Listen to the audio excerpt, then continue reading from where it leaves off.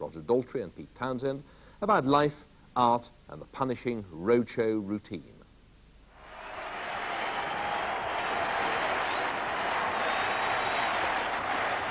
If you're going to say goodbye to New York, you might as well do so in style. 140,000 tickets for 2 shows at Shea Stadium had sold out in 2 hours. The open-air sports arena, home of the Mets baseball and Jets football teams, was the site of a celebrated Beatles show back in the mid-60s. It hadn't been used for a rock concert in 6 years, before last week's farewell. For after 18 years, The Who, the one-time Shepherd's Bush mods who became arguably the best live band of them all, have decided it's the beginning of the end.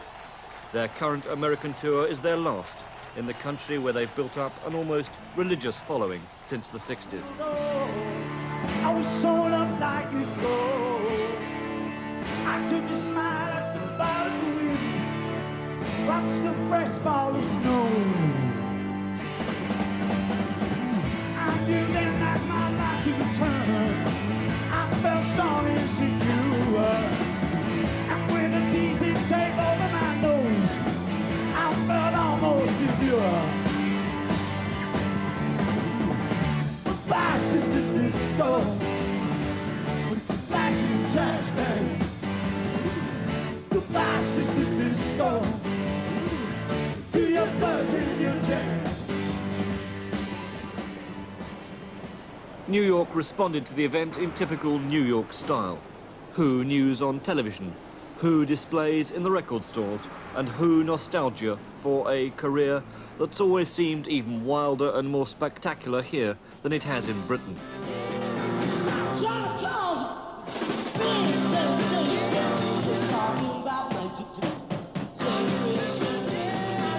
For Americans, they were nothing to do with London youth culture, mods or pop art. They were the band who in '67 startled even the hippies at Monterey by smashing up their equipment. A suitably theatrical start to a career that would go on to include epic rock operas and films like Tommy and Quadrophenia. 15 years on in New York, the Monterey generation had brought their then unborn children to see the band. '67, I was there with him in my belly. So you weren't even born about 3 when... days before he was born, and when the Who came on, he was really kicking very hard. I guess he was very excited by the Who's music, and so this is very monumentous for me because it's 15 years later, and here he is with me at the Who concert at Shea Stadium. So you weren't even born when they first came here. What did you think of them? I think they're the best. They're #1 in my book. Great. They're the best band. The Who was excellent. Excellent. Excellent. Yeah. The best. Yeah. The best.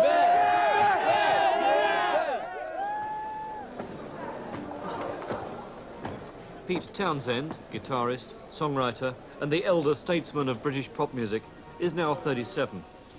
He first expressed his dislike for touring back in the 70s, but was persuaded to stay on the road by singer Roger Daltrey. Over the past couple of years, he's had a well-publicised fight with drink and drugs, from which he's now recovered. Does he really mean to stop touring now? I'm pretty sure that I won't change my mind. I think to some extent we've achieved everything that we set out to do, and most of that we achieved in the first 8 years of our career. And then we sat back and quite rightly started to get paid for what we did in the first 8 years of our career, and to some extent that's what we're doing now. We're going out and playing to audiences that are coming to see us for what we've done in the past and for what we represent within rock and roll, not for what we're effectively achieving today. There's nothing wrong with that. I mean, part of rock concerts is the celebration thing and just the general everybody patting one another on the back mood that you get. But I don't think anything creative is happening at these Who concerts. They're bloody good concerts. We've done some fantastic shows. But there's no new ground being struck. And I need to strike new ground. I can't imagine you stopping writing songs. No, I don't think I'll ever stop dealing with music as well. I think to some extent, you know, one of the things that has left me with a great hunger has been the fact that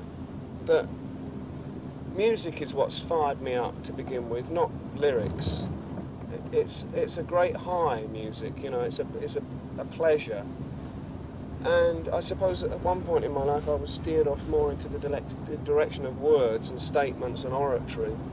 And I want to get back to music. Pete, we're going to Shea now for what, the last Who show in New York ever. What do you feel now about what you're about to do? It's very difficult for me because I have what they call sort of an abreactive nervous response, like David Sylvian of Japan. What's that mean? Well, it means that before you go on stage, you fall asleep. In other words, my nerves for a show manifest, I go down instead of up. So I kind of get into a kind of a blasé attitude, you know, where I don't feel any tension. So the fact this is goodbye to New York with the Who? In a way, goodbye to this place. I've never been here before. I mean, I'm looking out of the window at it now. I don't like the look of it. I'll be glad to say goodbye to it. I'm saying goodbye to it now. Bye-bye, Shea Stadium. I'll never see you again. You know, I mean, who needs it? You know, I never wanted to be a baseball player. You know, when I started to play, when I was a young kid, I wasn't interested in being or becoming what I'd become.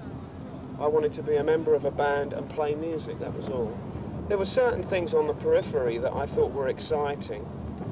The idea of being seen to be a little larger than life, getting a bit more attention, getting into the back door of clubs without getting in the queue, all of which I enjoy to this day, but they're not, it doesn't matter. I don't mind getting in a line with anybody else.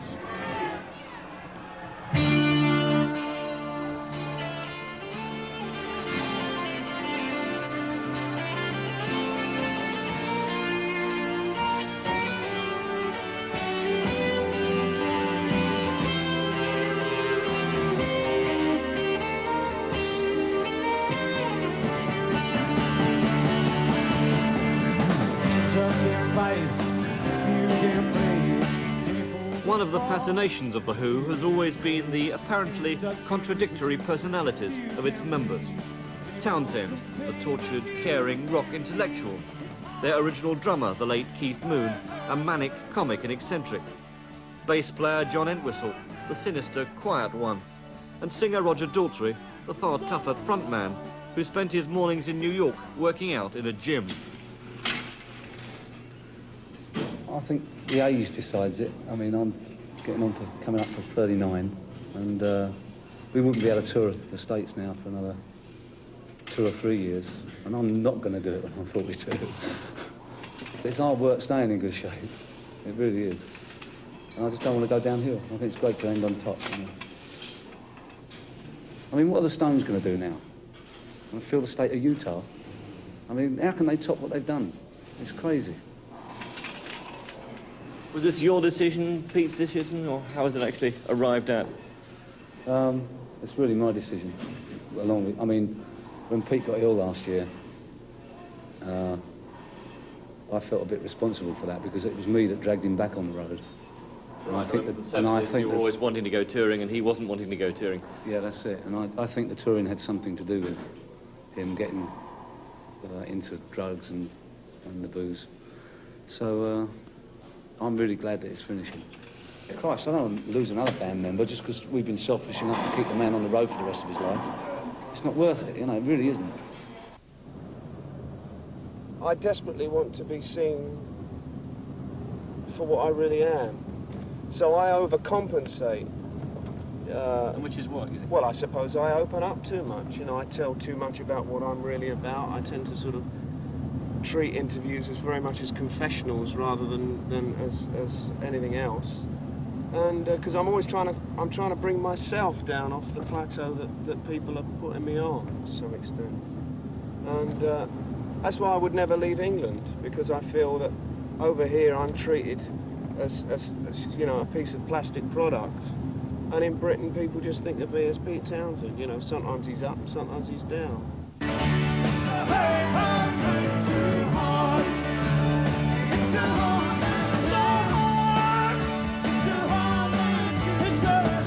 I never want to see a big arena again.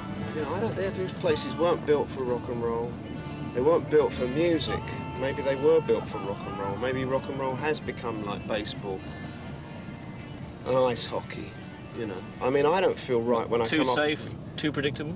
Well, I don't know about safe. I was just going to say, I don't feel right when I come up with The Who unless there's blood flowing from some orifice of my body, you know what I mean? I hate the bloody road. I love the stage. So, I mean, it's only the road that's just going to disappear. And, I mean, I've had a gutful of that. I really have. I mean, we've been doing it for 20 years, and unlike the Stones, who went into exile for 7 or 8 of those 20 years, we've been doing it for those 20 years. And I really have had a gutful. I mean, it really is... It's unnatural. And when you get families, it becomes even more unnatural.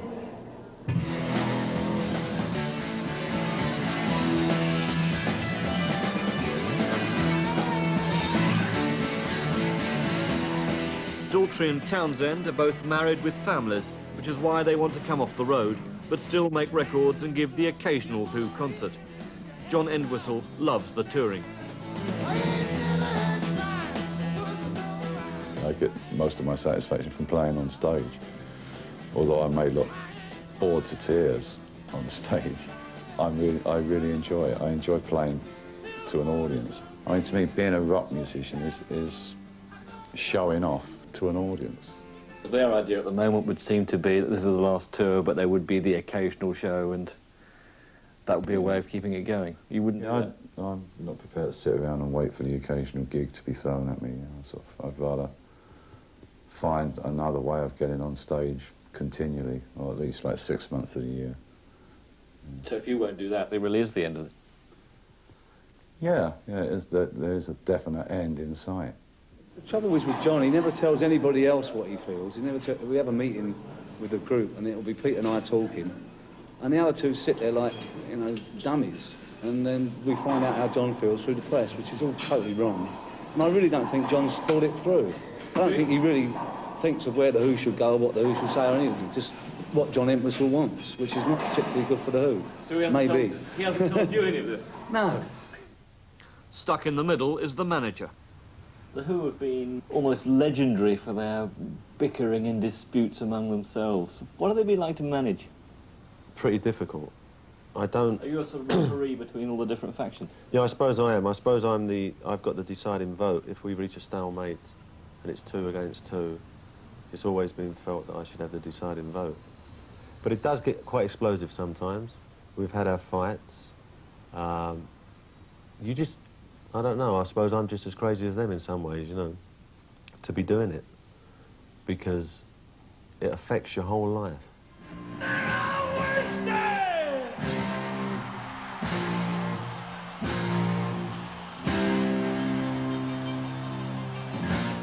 The Who made good records, particularly in the 60s and early 70s, but they'll be remembered most for their live performances. Next year, if this really is the end, there'll be farewell shows in Europe and Britain. But what will they do themselves without The Who? Well, I'm getting more into the acting. I'm working for Jonathan Miller for the Beeb next year. Doing what? The Beggars Opera, which is quite interesting. And there's a film I'm going to hopefully direct next year. So what are you going to do with yourself now, then? I don't know, and I don't care, basically. Really? Yeah. I'll be so pleased. I mean, I've really quite, at the moment, my sentiments is that I want to get as far away from rock and roll as possible. Looking back over all those 20 years, what are you most proud of in all that? Staying alive.